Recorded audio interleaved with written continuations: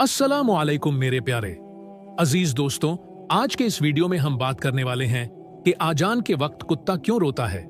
आपने देखा होगा अजान के वक्त, खास तौर पर फजर की अजान के वक्त बहुत ज्यादा कुत्ते रोते हैं। तो उनकी क्या वजह है, किस वजह से वो कुत्ते रोते हैं, यही हम आपको आज की इस वीडियो में बताएंगे। और दोस्तों, इसके साथ साथ हम आपको यह भी बताएंगे कि अजान के वक्त किन किन बातों का ख्याल रखना चाहिए, यानी जब अजान हो रही हो तो किन किन कामों को नहीं करना चाहिए और अजान के क्या क्या आदाब है, ये भी हम आपको आज की इस वीडियो में बताएंगे। तो दोस्तों, बहुत ही प्यारी वीडियो होने वाली है। आप लोगों से गुजारिश है कि आप लोग इस वीडियो को आखिर तक जरूर देखें। वीडियो शुरू करने से पहले अगर आप हमारे YouTube चैनल पर नए आए हैं तो हमारे YouTube चैनल को सब्सक्राइब करके बेल आइकन जरूर दबा दें। इस वीडियो को लाइक और शेयर करके अपने कुछ करीबी दोस्तों तक जरूर पहुंचाएं। तो दोस्तों, आइए दोस्तों शुरू करते हैं। हर कोई ये जानना चाहता है कि क्या वजह है कि आजान होते ही कुत्ते रोने लग जाते हैं और अजान पूरी होते ही खामोश हो जाते हैं, और ऐसा खासकर फज्र की अजान पर ही होता है। तो चलिए बताते हैं आपको इसकी क्या वजह है। अल्लाह ताला ने जानवरों के अंदर एक ऐसी ताकत अता फरमाए है जो हम इंसानों को नहीं दी है, जबकि अल्लाह ताला ने इंसानों को अशरफुल मखलूकत बनाया है, यानी कि तमाम मखलूकत में सबसे बेहतर बनाया है। लेकिन अल्लाह ताला ने इंसान को वह ताकत नहीं दी जिससे वो आसमानों या फिर चलते फिरते शैतान बलाओं या फिर मुसीबतों को देख सके। लेकिन यह जानवर उन्हें देख सकते हैं। उन्हें बेजबान होने की वजह से वो इंसानों को नहीं बता सकते, लिहाजा वो ऐसी आवाजें निकालकर इंसानों को खबर करने की कोशिश करते हैं। तो जैसे ही अजान शुरू होती है, खासकर फज्र की अजान, तो जितने भी शैतान और बलाएं होते हैं वह रात के वक्त ज्यादा निकलते हैं, और अजान की आवाज सुनते ही वो तमाम शैतान और बलाएं वहां से भागना शुरू कर देते हैं।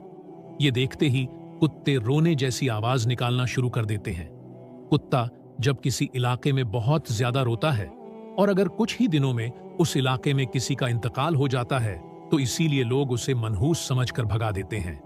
वो बेजुबान मनहूस नहीं होता, बल्कि उसे ये इल्म होता है कि इस इलाके में कोई मुसीबत आने वाली है और वह इंसान को आगाह करने की कोशिश करता है। तो आप समझ गए होंगे कि अजान होते ही कुत्ता क्यों रोता है।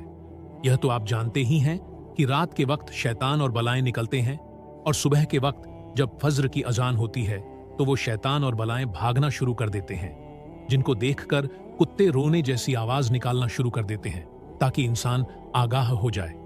दोस्तों, अब हम आपको बताते हैं कि अजान के वक्त किन किन बातों का ध्यान रखना चाहिए। नंबर 1, अजान के वक्त बातचीत न करें। नंबर 2, अजान हो रही हो तो सलाम भी नहीं करना चाहिए। नंबर 3, अजान के वक्त कोई सलाम करें तो जवाब भी नहीं देना चाहिए।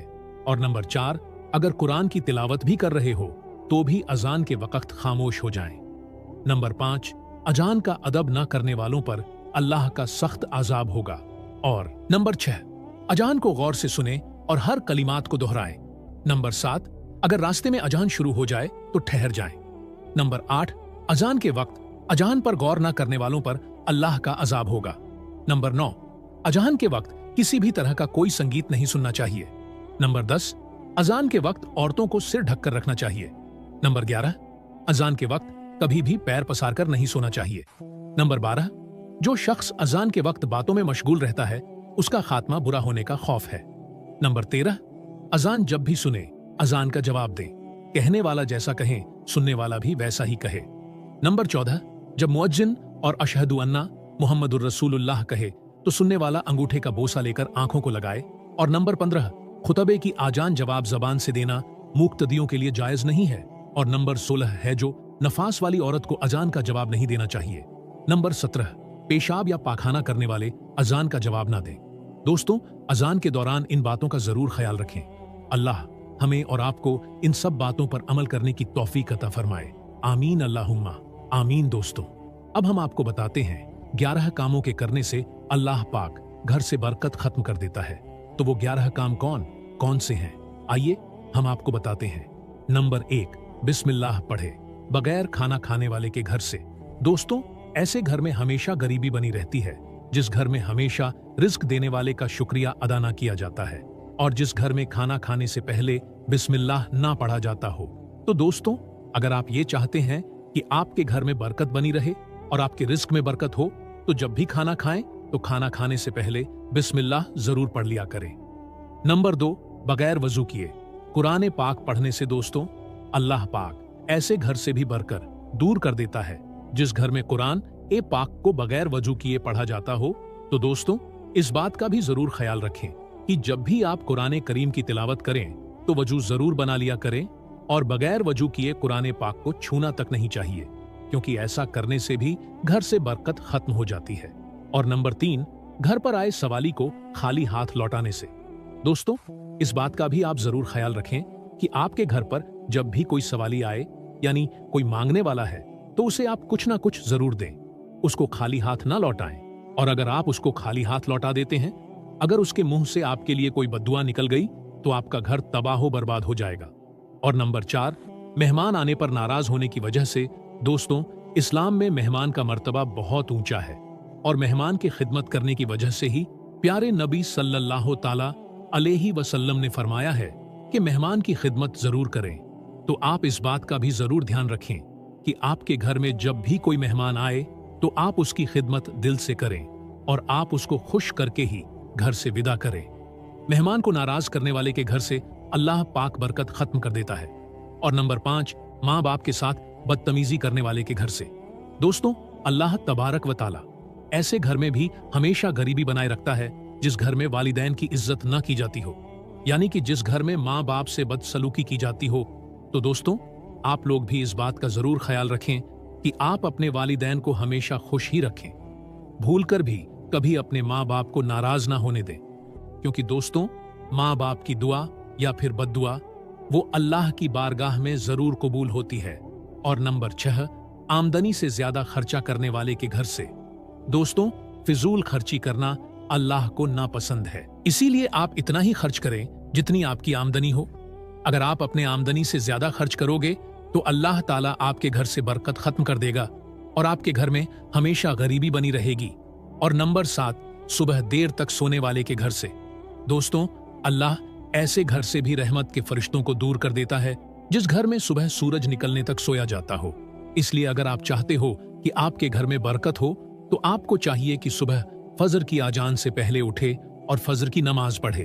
फिर देखें कि आपके घर में किस तरह बरकत होती है और आपकी जिंदगी किस तरह बदल जाती है। नंबर 8, 40 दिन से ज्यादा चेहरे नाफ बाल रखने की वजह से। दोस्तों इस्लाम एक पाक और साफ मजहब है और पाकी को ही पसंद करता है। इसीलिए अगर कोई शख्स जेरे नाफ बालों को 40 दिन से पहले साफ नहीं करता तो अल्लाह इस अमल को नापसंद फरमाता है और ऐसे शख्स के घर से भी अल्लाह ताला बरकत को खत्म कर देता है। और नंबर 9, औलाद को कोसने की वजह से। दोस्तों जो शख्स अपनी औलाद को कोसता रहता है यानी कि उनको गालियां देता रहता है, और खास तौर पर जो शख्स अपनी बेटी को गाली देता है, तो अल्लाह ताला ऐसे घर से भी बरकत खत्म कर देता है और ऐसे घर में भी हमेशा गरीबी बनी रहती है। और नंबर 10, मगरिब और ईशा के बीच सोने की वजह से। दोस्तों अल्लाह ने ईशा और मगरिब के बीच के वक्त में सोने से मना फरमाया है। इसलिए दोस्तों अगर आप चाहते हैं कि आपके घर में बरकत हो, कभी भी आप भूलकर भी ईशा और मगरिब के बीच ना सोएं।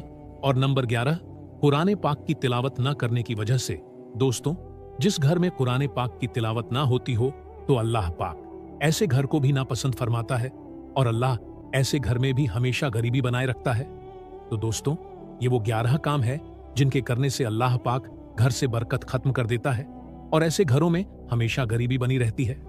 तो दोस्तों अगर आप ये चाहते हैं कि आपके घर में भी बरकत हो और आपका घर गरीबी और परेशानी से बचा रहे, तो इन 11 कामों को कभी भी भूलकर भी ना करें। दोस्तों उम्मीद करते हैं आपको हमारी आज की ये वीडियो अच्छी लगी होगी। अगर वीडियो पसंद आई हो तो वीडियो को दिल से लाइक करें और ज्यादा से ज्यादा लोगों तक इस वीडियो को शेयर करें।